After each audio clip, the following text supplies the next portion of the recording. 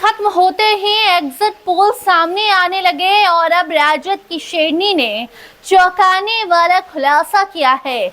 जो आपको बता दें कि सोशल मीडिया पर लाइव आकर राजद की प्रियंका भारती बता रही हैं कि क्या खेल हुआ है, कैसे एग्जिट पोल तैयार किया गया है, क्या कुछ गड़बड़ी की गई है, किस तरीके से एनडीए को बढ़त मिल रही है एग्जिट पोल में और ऐसा क्या हो गया है जिस कारण वर्ष एग्जिट पोल में महागठबंधन पीछे छूटता जा रहा है। जो है आप कल से ही एग्जिट पोल देख रहे होंगे। अलग अलग जो कंपनियां हैं वो अपनी अपनी एग्जिट पोल जारी कर रही हैं। अलग अलग जो न्यूज चैनल्स हैं वो अपने अपने स्क्रीन पर अलग अलग एग्जिट पोल दिखा रहे हैं, जिसके माध्यम से ये बताया जा रहा है कि बिहार में 14 तारीख को परिणाम किसके पक्ष में आएगा, किसकी सरकार बनेगी। और इसी दरमियान अब राजद की श्रेणी कही जाने वाली प्रियंका भारती ने बड़ा खुलासा किया है। आप सुनिए किस तरीके से वो बता रही हैं कि कैसा खेल इस एग्जिट पोल बनाने के लिए किया गया है और कैसे इस एग्जिट पोल को तैयार किया गया है। जुड़े हैं क्योंकि कई भ्रामक खबरें आ रही हैं और ये एग्जिट पोल्स भी उन भ्रामक खबरों का ही हिस्सा है। आपने देखा कि कितना मतदान हुआ है बिहार में, 5 करोड़ के अप्रॉक्सी मतदान हुआ है और जो एग्जिट पोल्स कई आंकड़े दिखा रहे हैं, एनडीए 160 ला रहा है, 170 ला रहा है, 180 ला रहा है।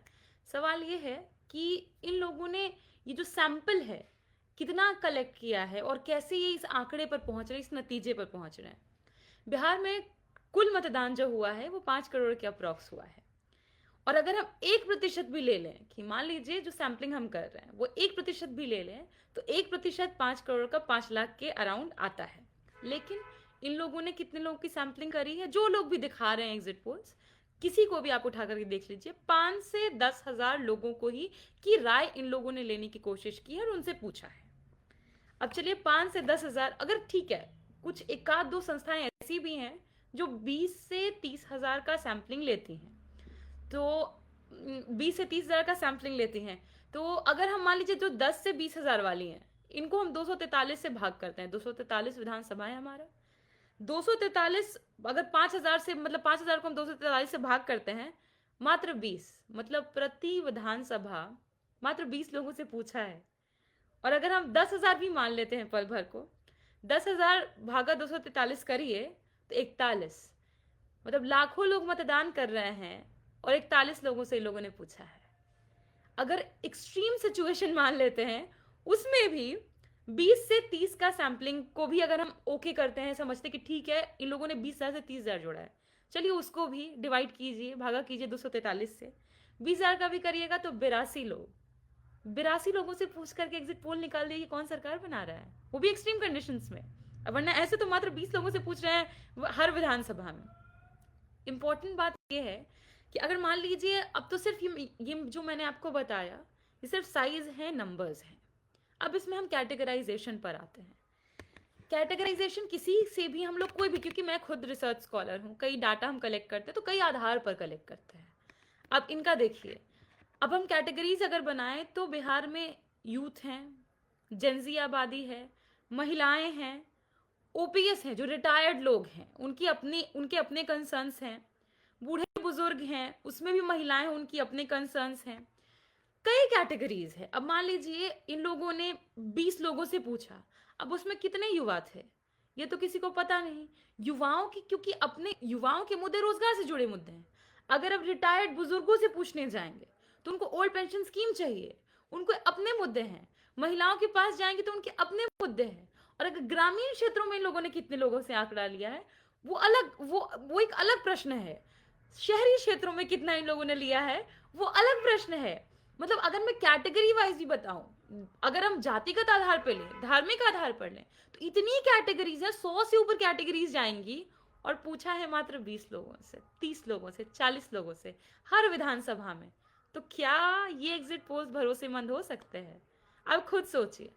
इसलिए हतोत्साहित करने की लोग कोशिश कर रहे हैं। दूसरा कि इन लोगों ने जो आंकड़ा तैयार किया है ये पूरा गाइडेड है, अमित शाह जी से गाइडेड है कि ऐसे आंकड़े दिखाओ कि लोगों का मनोबल डाउन हो जाए, टूट जाए और वो थक हार के बैठ जाए।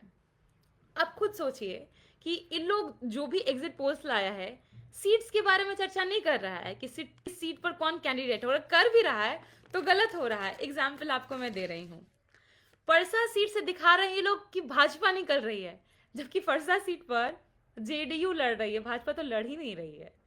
विभूतिपुर सीट, वहां से सीपीआईएम के कैंडिडेट लड़ रहे हैं अजय जी, और ये लोग ये चला रहे हैं कि वहां से आरजेडी निकाल रही है। तो जिनको ये तक पता नहीं है कि किस विधानसभा चुनाव में कौन सी पार्टी लड़ रही है, उनके एग्जिट पोल्स पे हम भरोसा करें? सबसे बड़ी बात है जो मैं कहना चाह रही थी आप लोगों से जुड़ करके, कि ये सारे फर्जी आंकड़े हैं, सारे के सारे, और ये फर्जी आंकड़े दिए ही इसलिए गए हैं ताकि हमारा मनोबल डाउन किया जा सके।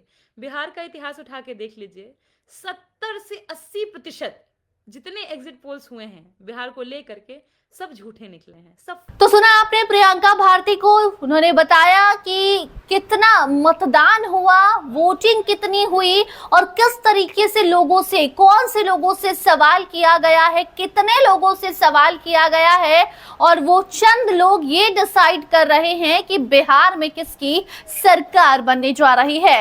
बाकी इस पर आपकी क्या राय है? आप इन एग्जिट पोल को कैसे देखते हैं? आपको क्या लगता है कि बिहार में किसकी सरकार बन रही है? कमेंट सेक्शन में जरूर बताइएगा। देखते रहिए स्टार टीवी बिहार। धन्यवाद।